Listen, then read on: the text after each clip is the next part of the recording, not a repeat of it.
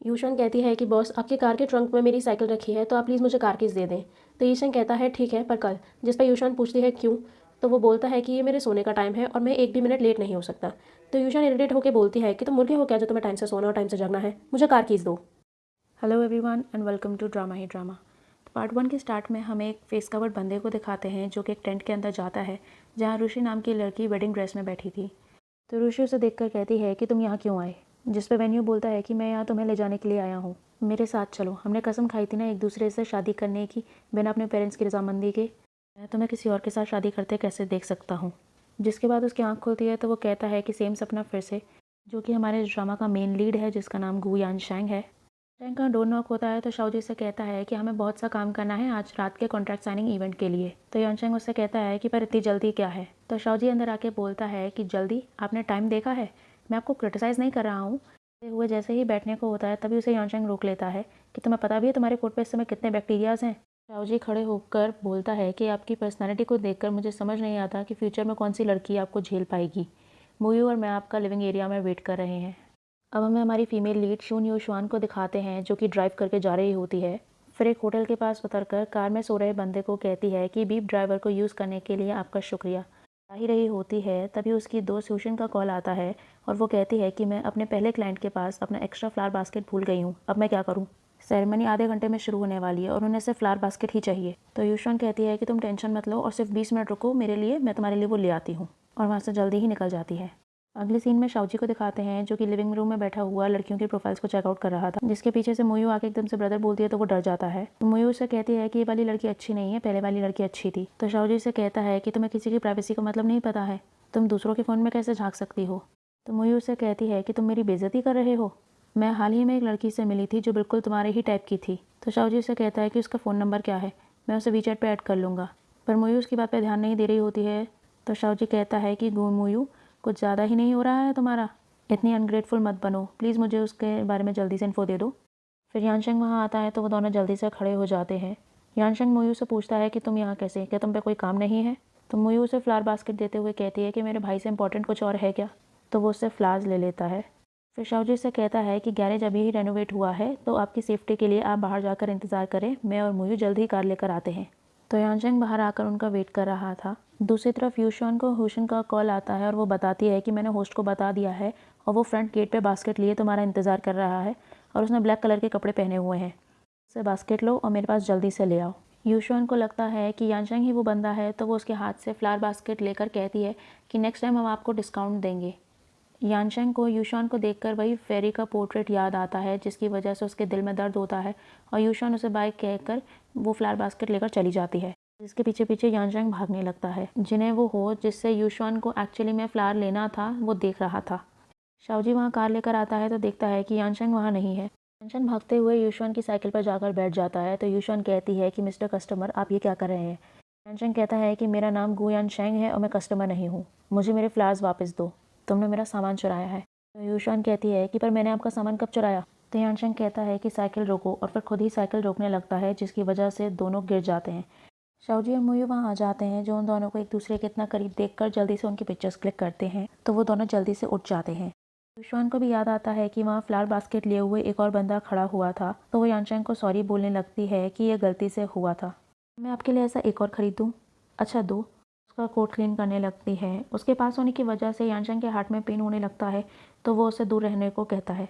फिर वो जाने लगता है तो युशवान कहती है सर आपके फ्लावर्स, जिस पर वो बोलता है कि मुझे कूड़ा उठाने की आदत नहीं है। युशवान कहती है कि ठीक है तुम्हें नहीं चाहिए तो मैं ले लेती हूँ और उन्हें उठाने लगती है। यानशंग शाओजी को बोलता है कि बाइबिन को बोलो मुझे पिक करने को। यानशंग मेन्यू के अंदर जाने को ही होता है कि उसके वापस से चेस्ट पेन होने लगता है तो वो युशवान को देखता है कि वो यहाँ है तो नहीं, पर वो उसे नहीं देखती तो वो अंदर चला जाता है। पर युशवान तो वहीं थी जो अपनी दोस्त से कहती है कि तुम्हें क्या लगता है मैंने उस बंदे के साथ ज़्यादा बुरा तो नहीं कर दिया। जिस पे हर्षन उसे कहती है कि जो भी चीज़ बाई चांस होने लगती है वो डेस्टाइंड होती है, उसका तुमसे मिलना फेट था, तो मैं चेक करती हूँ कि तुम्हारा उससे मिलना अच्छा था या बुरा। तो हर्षन उससे पूछती है कि तुम इस बार मुझसे इसके कितने पैसे लेने वाली हो। तो हर्षन उसे बोलती है कि पैसे नहीं, मैं येन लूँगी, 500 येन। तो युशवान उसे क्यों नहीं बोलकर चली जाती है। अगले सीन में हमें यानशंग को दिखाते हैं जो कि अपनी स्पीच दे रहा था कि अब से पैंगलोंग की एंशिएंट सिटी का सारा स्कल्पचर प्रोजेक्ट का इंचार्ज गू ग्रुप होगा। तब तक आप जेड कार्विंग्स और एलिगेंट फर्नीचर देखें जिन्हें मैंने एंशिएंट प्रोजेक्ट के लिए पर्सनली कार्व करा था। फिर उस स्कल्पचर को प्रेजेंट करता है, जिसके बाद मिस्टर यू अपनी बेटी के साथ यानशेंग से मिलने आते हैं कि आपके साथ काम करके अच्छा लगा। यानशेंग कहता है कि मुझे भी। मिस्टर यू बताते हैं कि ये मेरी बेटी है फैंग यू। तो वो जैसे हैंडशेक के लिए हाथ बढ़ाते हैं, लिन जो कि एक इंटरव्यूअर है वो यानशेंग का हाथ पकड़कर बोलती हैं, सॉरी मिस्टर फैंग, मुझे कुछ बात करनी थी, अगर आप बुरा ना माने। लिन को वहाँ से ले जाती है, जिसके लिए यानशेंग उसे थैंक्स बोलता है। तो मिस लिन कहती है कि मैं यहाँ ये पूछने। फिर वहाँ शाओजी आता है तो वो मिस लिन से कहता है कि आपकी मैगजीन काफ़ी अच्छी चल रही है, 1 साल भी नहीं हुआ है और आपने लगभग सभी बिजनेस एलाइट्स के साथ इंटरव्यू ले लिए हैं। मिस लिन कहती है, हाँ, इसलिए मैं आज यहाँ मिस्टर गू से हमारा इंटरव्यू एक्सेप्ट करने के लिए पर्सनली पूछने आई हूँ। मैं सोच रही थी अगर मिस्टर गू हमें एक अपॉर्चुनिटी देंगे क्या। तो यानशेंग मना कर देता है कि आप जानते हैं कि मैं इंटरव्यूज़ नहीं देता, और चला जाता है। यूशान और हुशिन बात करते हुए आ रही थी और दूसरी तरफ से यानशेंग आ रहा था।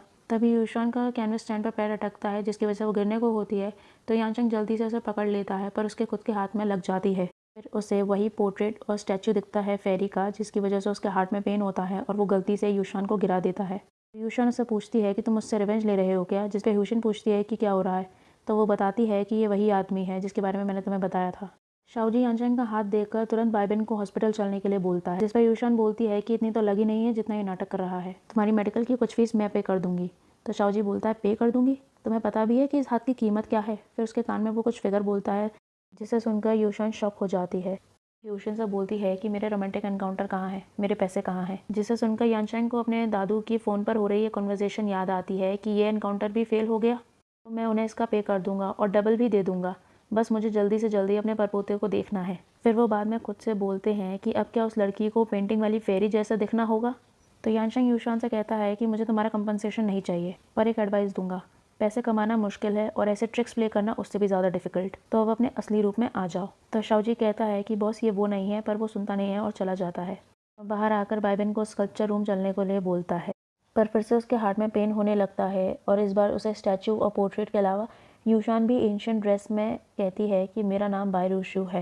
यानशेंग बाइबेन को उसके बारे में पता करने को बोलता है। फिर वो रोड वाले और अभी अंदर सेरेमनी में हुए इंसिडेंट को याद करता है, तो फिर से उसके हार्ट में पेन होने लगता है।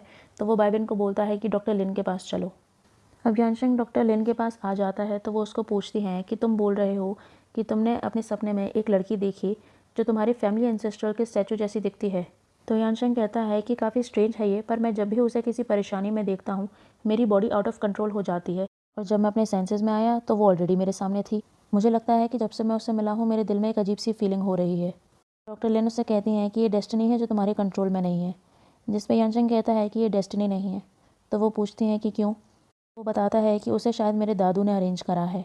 नेक्स्ट हमें शाओजी को दिखाते हैं, जो कि ग्रैंडफादर के पास आया था और कहता है कि ओल्ड मास्टर, जो लड़की आपने भेजी थी उसका प्लान तो वर्क नहीं करा, पर आप चिंता ना करें क्योंकि कोई और लड़की है जिसने उसकी अटेंशन ले ली है, और वो भी आपकी भेजी हुई लड़की के आने से पहले ही।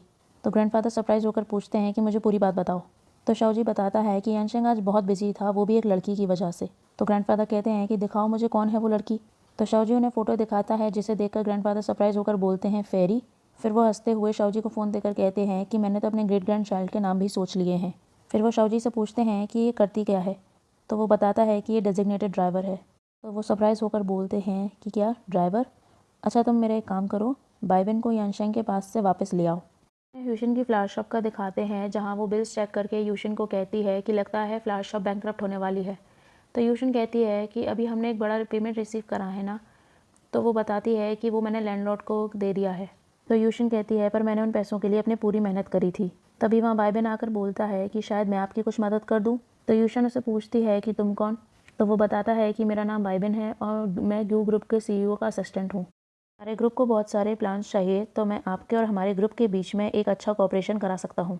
तो यूशिन यूशान को उससे बात करने का इशारा करती है। तो यूशिन बाइबेन को जल्दी से बटरिंग करने लगती है कि मुझे पता था कि आप एक अच्छे इंसान हो। तभी उसे कॉल आता है तो वो कहता है कि मुझे वापस आना है, पर मुझे कंपनी जाना है मिस्टर गू को पिक करने। डेजिग्नेटेड ड्राइवर ढूंढूं? ठीक है।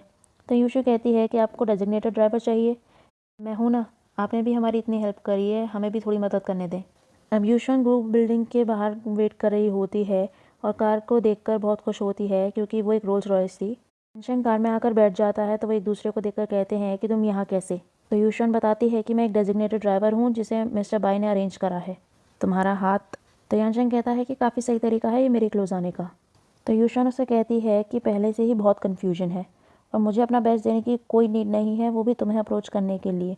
लास्ट टाइम तुमने मुझसे कहा था कि मैंने अपनी प्लास्टिक सर्जरी कराई है और ये एनकाउंटर्स प्लान है मेरा। मुझे लगता है तुम ये सब इतना इसलिए सोच लेते हो क्योंकि तुम कुछ ज़्यादा ही फ्री हो।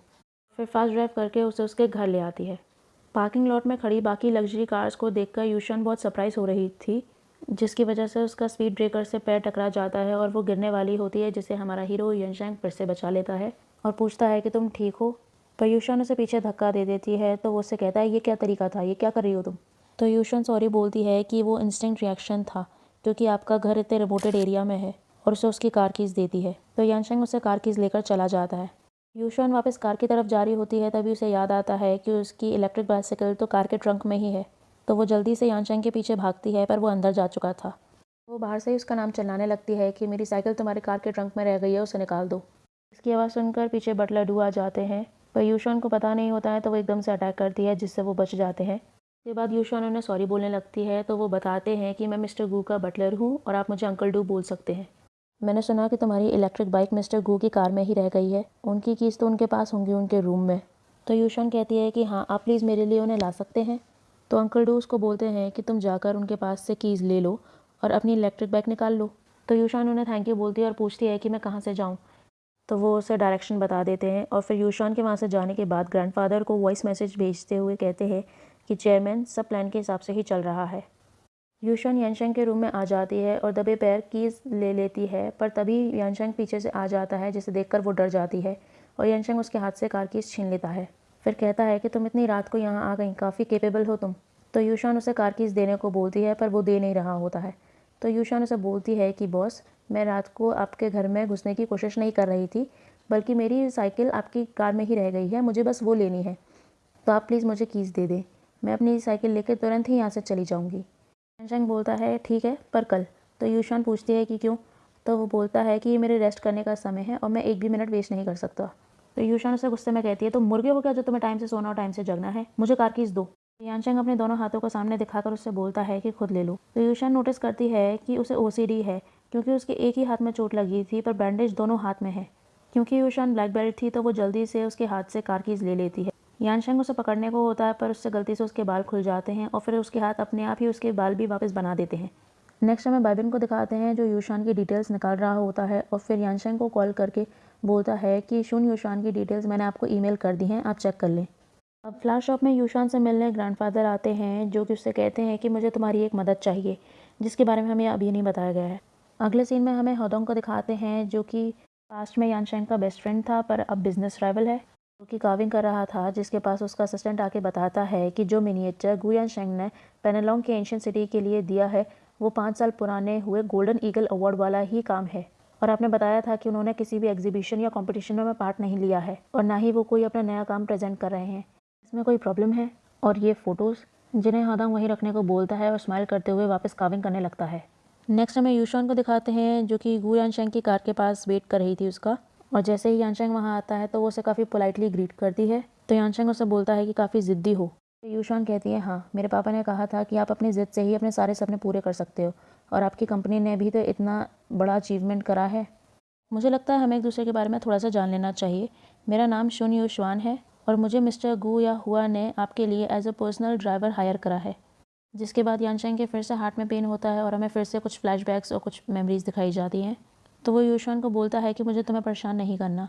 तो यूशान जल्दी से ट्रंक से अपनी इलेक्ट्रिक बाइसाइकिल निकाल लेती है और उसकी शक्ल देखकर स्माइल करते हुए सोचती है अच्छा है, मुझे मिस्टर गु से ड्राइव ना करने के भी पैसे मिलेंगे। तो यानशैंग सोचता है कि ये खुश क्यों हो रही है, इसका प्लान तो फेल हो गया है ना।